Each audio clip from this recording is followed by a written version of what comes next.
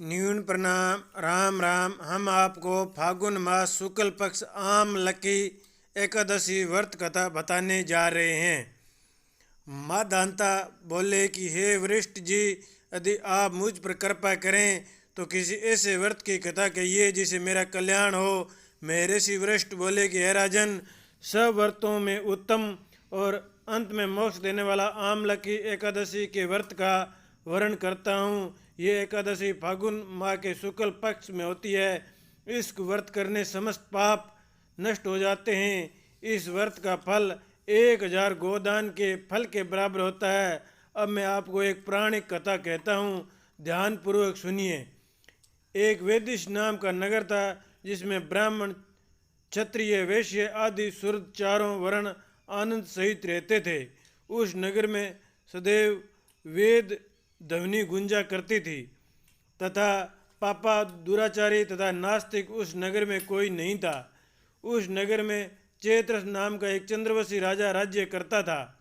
वह अंत विद्वान तथा धर्मी था। उस नगर में कोई भी व्यक्ति दरिद्र व कंजूस नहीं था।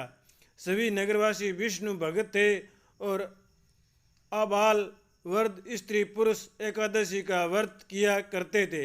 एक समय फागुन मास के शुक्ल पक्ष की आमलकी एकादशी आई। उस दिन राजा, प्रजा तथा बाल वृद्ध सबने हर्षपूर्वक व्रत किया। राजा अपनी प्रजा के साथ मिंद्र में जाकर पूर्ण कुंभ स्थापित करके धूप, दीप, नेगव, पंचरत्न आदि से धात्री आंवले का पूजन करने लगे और इस प्रकार श्रुति करने लगे। हे धात्री, तुम ब्रह्मा स्वरूप हो। तुम ब्रह्मा जी द्वारा उत्पन्न हुए हो और समस्त पापों का नाश करने वाले हो। तुमको नमस्कार है। अब तुम मेरा अर्थ स्वीकार करो। तुम श्री राम चंद्र जी द्वारा सम्मानित हो। मैं आपकी प्रार्थना करता हूँ, अंत आप मेरे समस्त पापों का नाश करो। उस मिंद्र में सब ने रात्रि को जागरण किया। रात के समय वहाँ एक भेलिया आया जो अत्यंत पापी और दुराचारी था। वह अपने कुटुंब का पालन जीव हत्या करके किया करता था। भूख और प्यास से अंत व्याकुल वह भेलिया उस जागरण को देखने के लिए मिंद्र के एक कोने में बैठ गया और भगवान विष्णु तथा एकादशी की कथा का सुनने लगा। इस प्रकार अन्य मनुष्यों की भक्ति उसने भी सारी रात जागकर बिता दी। प्रतापकाल होते ही सब लोग अपने घर चले गए तो बेलिया भी अपने घर चला गया। घर जाकर उसने भोजन किया। कुछ समय बीतने के पश्चात उस बेलिए की मृत्यु हो गई। मगर उस आमलकी एकादशी के व्रत तथा जागरण से उसे राजा वधुरश रखा गया। युवाओं ने चतुरंगिनी सेना के सहित तथा धन्य धान्य से धोकर 10,000 गांवों का पालन करने लगा। वह तेज में सूर्य के समान, क्रांति में चंद्रमा के समान, वीरता में भगवान विष्णु के समान और क्षमा में पृथ्वी के समान वह अंत धार्मिक, सत्यवादी, कर्मवीर और विष्णु भगत था। वह राजा का समान भाव से पालन करता था। दान देना उनका नित्य कर्तव्य था। एक दिन राजा शिकार खेलने के लिए गया। देवयोग से वह मार्ग भूल गया और दिशा जानने रहने के कारण उसी वन के एक वृक्ष के नीचे सो गया।